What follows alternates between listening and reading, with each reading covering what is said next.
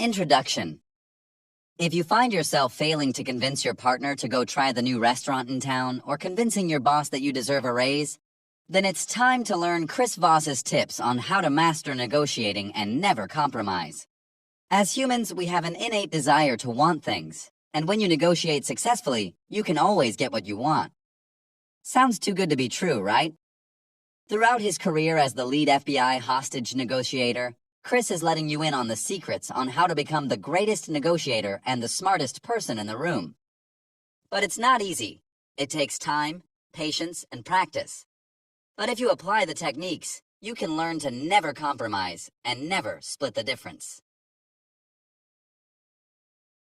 Chapter 1. You want what you want.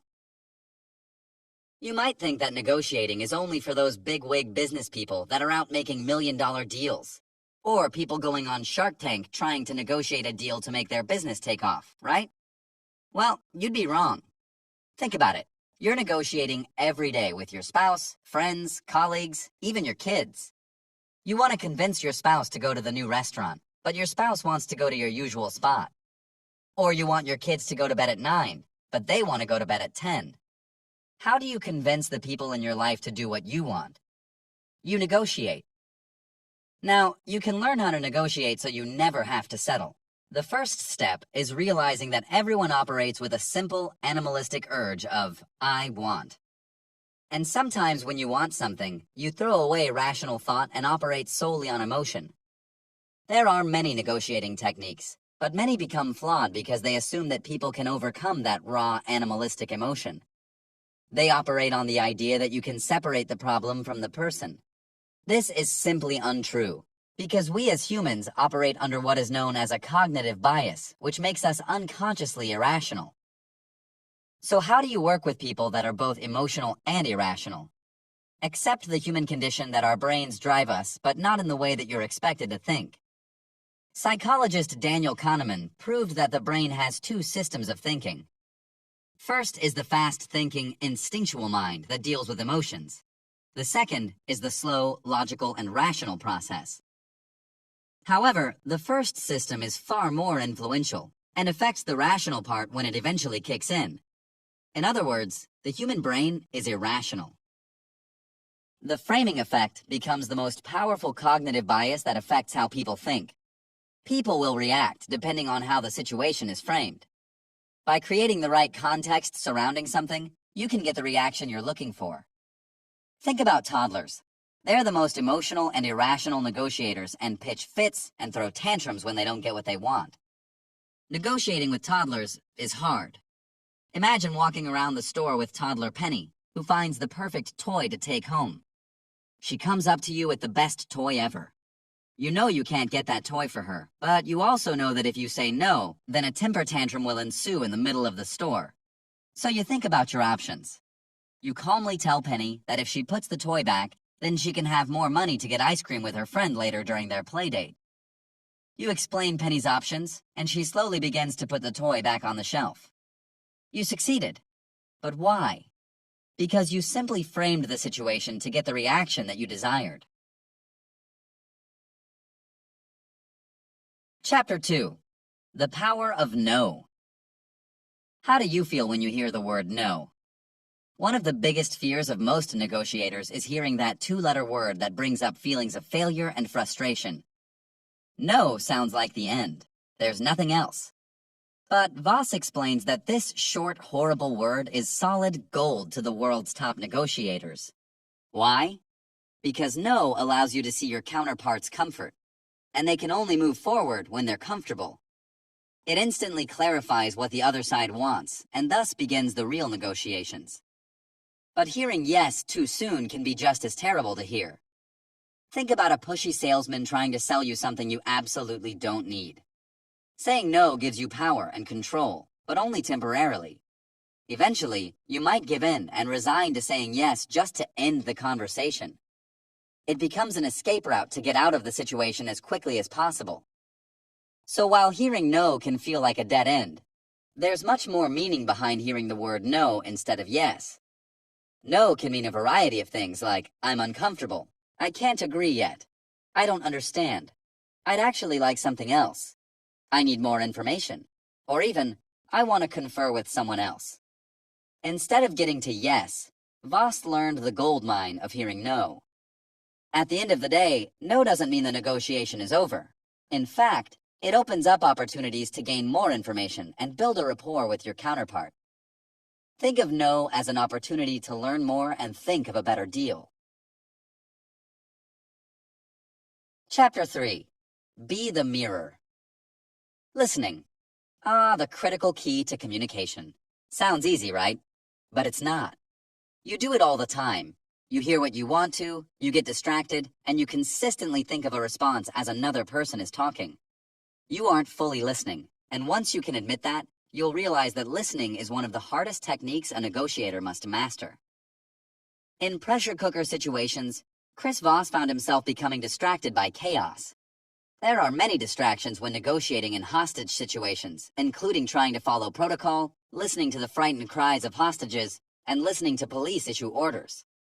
So, Chris figured out a listening technique to make the other party feel comfortable and feel truly heard. Think about it. How do you feel when you know someone is not listening to you? You feel frustrated. You have to repeat yourself, and you feel like what you have to say isn't important. Well, Chris developed a mirror strategy to become a top negotiator and build trust with his counterpart. Mirroring is simply matching the body language, speech tempo, word choice, and tone to build a rapport with your opponent. By mirroring, you're telling your opponent that you are both alike, that you can be trusted. Chris says all you need to do is repeat the last 3 words your opponent said, which instantly makes the opponent feel heard and understood. For instance, when negotiating in hostage situations, Chris listened to a robber as the robber explained that his vehicle was gone. His driver had fled the scene. Hearing this, Chris repeated, "Your driver was chased away?" Through mirroring, Chris could keep the opponent talking and gather as much information as possible, eventually leading to the arrest of the driver in this situation. Psychologist Richard Wiseman decided to set up his own pressure cooker situation to test the mirror theory. In a busy restaurant, Wiseman instructed one group of waiters to use positive reinforcement when taking orders from customers, saying words like "great" or "excellent," while the other group was instructed to use the mirroring technique. Turns out, the group that repeated the customer's orders earned 70% more tips than the group who used positive reinforcement, proving that mirroring makes customers feel heard and understood. Chapter 4. Labeling empathy. If you think mirroring is all you need to be a successful negotiator, then you're wrong. It takes a lot more than just repeating words to build trust and rapport with your opponent. Here's where empathy comes into play. How can empathy help you in negotiating? Well, empathy is simply recognizing another's perspective and seeking to understand that person. Empathy doesn't always come easy for people, but luckily Chris has a tactic to help you. Labeling. Labeling, or identifying the emotions of your opponent, shows that you're understanding. Take out all the judgments and your own opinions. Instead, understand what your opponent is feeling and verbalize that emotion. This technique helps to calm the counterpart down and helps begin effective negotiating. For instance, Chris tells the story from 1998 when he was called to negotiate with 4 prison fugitives. The fugitives were hiding in a Harlem apartment, supposedly armed with automatic weapons. During this negotiation, Chris imagined exactly what the fugitives were feeling and verbalized those feelings to them. He explained that he knew they were scared of going back to prison, and that if they opened the door to the apartment, they feared they would be shot. So they sat in silence for 6 hours. The fugitives only listened to Chris as he confirmed their feelings of fear and worry. However, they surrendered, explaining that Chris had helped calm them down. He understood their emotions, he acknowledged them, and he was able to negotiate a positive outcome in the end. When acknowledging the emotions that your opponent is feeling, it's also important to avoid saying the word "I," because your focus should be entirely on your opponent, not yourself. Whenever you say "I," you make the counterpart think about your needs and not theirs. For instance, in the negotiation with the fugitives, Chris avoided saying phrases like, "I want you to surrender or else the cops and myself will have to enter by force." Instead, he said things like, "You must be feeling scared, and that you've got a bunch of cops out here that are aiming to harm you." He understood them and avoided using "I" to ensure their emotions were valid to get the outcome he desired. Chapter 5. That's right. When negotiating, you love to hear the word yes. It means you won, right? Well, before you can get the outcome you want, you must learn how building a rapport through empathy and mirroring isn't the end of your negotiating tactics. Now, you must convert that rapport into influence to finally get that yes that you're searching for. But how can you do this? Simply by summarizing the opponent's objections until you hear a phrase that is more powerful than yes. What's that phrase? That's right. It sounds simple, but hearing your opponent say that's right is the key to unlocking influence and guiding them to agree to your terms. However, you mustn't confuse that's right with you're right. How can one word change the entire meaning behind this simple phrase? Simply put, think about the last time you said you're right in a conversation. Perhaps you were venting to a friend about your unhealthy relationship and seeking advice. Your friend probably pointed out all of the unhealthy aspects of your relationship. But not wanting to hear anymore and simply wanting to end the conversation, you just respond, you're right. It's similar to resigning to yes just to get that pushy salesman to stop selling to you. By saying you're right, the opponent is acknowledging that you are right, but it's not about you at all. It's about them. By getting your opponent to change their wording to that's right, you recognize that you have evoked an epiphany in your opponent. Your opponent has recognized that you have been able to empathize with them without judging them. So how can you get your opponent to respond with this powerful phrase? Use labeling to identify their emotions, then paraphrase their position. The combination of the two creates a summary that is either correct or not. Either your opponent says no, or they nod their head and say, that's right. Once you hear that phrase, you hold the power, and your opponent will let you further guide their thinking. They're ready to make the deal that you want. Chapter 6. Calibrated Questions. Imagine walking into a department store and becoming bombarded with questions in sales associates. Questions like, are you looking for a specific item today? Can I help you find something? Have you heard about the sale we have going on? This bombardment of questions becomes frustrating, and you can simply respond with yes or no and move on with your shopping. Was the sales associate successful in helping the customer? Probably not. The simple mistake is that the sales associate asked only yes-no questions that didn't allow her to get to know the customer at all or build trust. Yes-no questions aren't about building a rapport. They're instead designed to make a point and become counterproductive when negotiating. So what kind of question is the most productive? Open-ended questions that force the opponent to think. The art of open-ended questions encourages your opponent to participate and actively seek a solution with you. Chris likes to use calibrated questions to focus the opponent and get them to speak and really engage in the negotiation. For instance, the department store sales associate from earlier, whose goal is to make a sale, could ask questions that engage the customer and get them to engage in a conversation. Questions like, what are you looking for today? And what do you dislike about this? Are much more effective for getting a sale. By getting to know the customer and their likes or dislikes, the sales associate can quickly build a rapport with the customer and determine exactly what the customer is looking for, which increases the associate's chance of making a sale. Voss described a hostage situation disaster in 2001, in which Abu Sayyaf kidnapped 20 hostages in Manila, including 3 Americans. The U.S. forces were unable to communicate effectively with the rebel leaders, and eventually the Philippine government and army declared war on the terrorist group, which led to even more confusion. The situation ended with several hostages being killed, including 2 American captives. Voss reflects on their negotiation strategy and realizes their strategy was based on retaliation rather than approaching the rebel leaders with collaboration and cooperation in mind. Instead, each side demanded something and became focused on defeating one another. Conversations were stagnant and ended in disaster. The situation is a great example of when calibrated questions could have been used. Calming the opponent and cooperation could have potentially led to a more favorable outcome.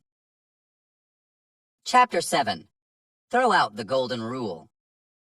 Treat everyone the way you wish to be treated. Sounds pretty good, right? Well, that type of thinking will get you thrown to the wolves in any negotiation. You don't get what you want by revealing how you wish to be treated. Instead, you want to treat others the way others want to be treated, and reveal the other side's negotiation style to drive the best bargain. But how can you do this? In any deal-making agreement, you want to come out swinging and begin with extreme anchors. Opening with an extreme anchor means beginning with an outrageous price that you know your opponent will never accept. But by doing this, you get an edge. You can now determine the negotiation style of your opponent, which is the real gold in any negotiation, and use it to your advantage. Let's take a look at the main negotiation styles and traits associated with each one. Accommodators. These negotiators love to build relationships, exchange information, and are seeking a win-win. They love to talk, aren't overly prepared, and their silence is anger. Assertive. These negotiators believe that time is money, and they enjoy getting things done. They believe respect is important. They need to be heard, and they speak through silence. Analysts. These negotiators are methodical. They take the time to get it right. They hate surprises, they're skeptical, and they enjoy silence so they can think. The most important thing to remember is that you cannot force your negotiation style onto your opponent. Thinking your opponent will be just like you will become detrimental when trying to make a deal. Instead, take your time and study your opponent. Anticipate what your opponent is going to do next, and you'll surely walk out sealing the deal you want. Chapter 8. Identify the Black Swan. On the morning of June 17, 1981, 37-year-old William Griffin left his parents' house in Rochester, New York, but not before he grabbed his shotgun, issuing 3 shots that killed his mother and a handyman and injuring his stepfather. As he jogged the streets of the city, he shot a workman and 2 bystanders before he entered the local bank. Taking 9 employees hostage, he ordered the customers to leave. While on the phone with negotiators, the bank employee stated that Griffin wanted the police to come to the doors and kill him, or else he would start killing hostages by 3 o'clock. Griffin gave a deadline. Negotiators at the time knew that never in the United States history had a hostage-taker killed a hostage at the deadline.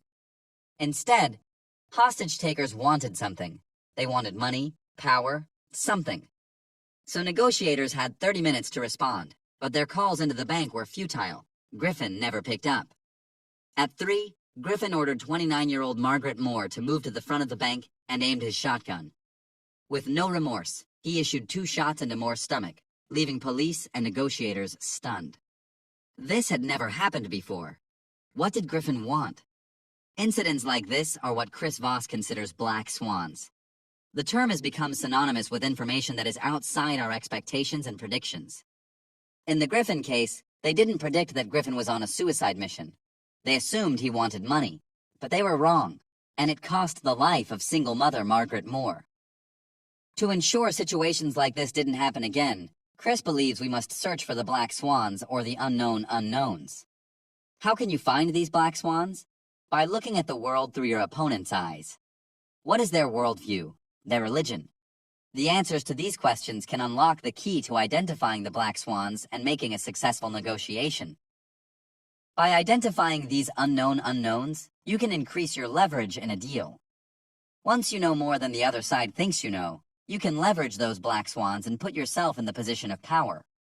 Put yourself in your opponent's shoes, know their morals and their missions, and you can determine the unknown unknowns of any deal. Chapter 9. Bend their reality. How many times have you found yourself walking out of a deal unhappy with the outcome? Perhaps you wanted to get that car for a few $1,000s less, or you ended up compromising more than you intended. Why do you make these deals that you aren't necessarily happy with? Maybe you felt rushed, you became tired, and resigned to a compromise that was less than desirable. Chris wants to remind you to never rush and never compromise. When you compromise, you split the difference. You never want to split the difference. Instead, you want to bend the reality for your opponent. Timelines and deadlines are crucial elements of any negotiation and are a great way to bend reality for the counterpart. Why do you think businesses always offer deals that include a deadline? If you feel rushed, you'll become more likely to do or say impulsive things that are not in your best interest. Deadlines make you worry about potentially losing out on a great deal. In reality, deadlines are mostly subjective and almost always flexible. Negotiators like Chris resist the urge to give in to the pressures of a deadline and use its power to influence the opponent. Another way to bend reality is through the concept of fairness. What makes you accept the deal from the salesman when buying a new car? Because you think it's fair. If you didn't think it was fair, You would simply walk away, right? For example, Chris describes the proposer and acceptor theory to prove his point. Assume a proposer is given $10 to split between himself and the acceptor. If the acceptor refuses the offer, the $10 is returned to a third party, and neither the proposer nor the acceptor receives any money. Results show that any offer less than $5 each is usually rejected. If the offer is less than $2, the acceptor becomes insulted and will more than likely turn the offer down. So what does this prove? That our emotions play a role in decision-making. Both the proposer and acceptor started out without any money. And if thought about rationally, accepting $1 is better than nothing. However, since the deal seems unfair, both parties would rather walk away with nothing rather than get $1 and the proposer leaving with $9. At the end of the day, remember that compromising is an easy, safe choice. But safe and easy isn't what makes your dreams come true. Instead, be empathetic, connect with your opponent, ask questions, make your opponent see your side, and never split the difference. Final summary. Through the key tools that Chris Voss has spelled out, you can become a negotiating master in all areas of life. Whether you're negotiating with your boss, your partner at home, or with the local car salesman, you can employ these techniques to ensure that you never have to compromise. Remember to stay calm, be empathetic, and get to know your counterpart's views. If you can establish trust and rapport, then you can always get what you want and never split the difference. To quote Chris Voss, one can only be an exceptional negotiator and a great person by both listening and speaking clearly and empathetically, by treating counterparts and oneself with dignity and respect, and most of all by being honest about what one wants and what one can and cannot do. Every negotiation, every conversation, every moment of life is a series of small conflicts that, managed well, can rise to creative beauty. Embrace them. This has been a summary of Never Split the Difference by Chris Voss.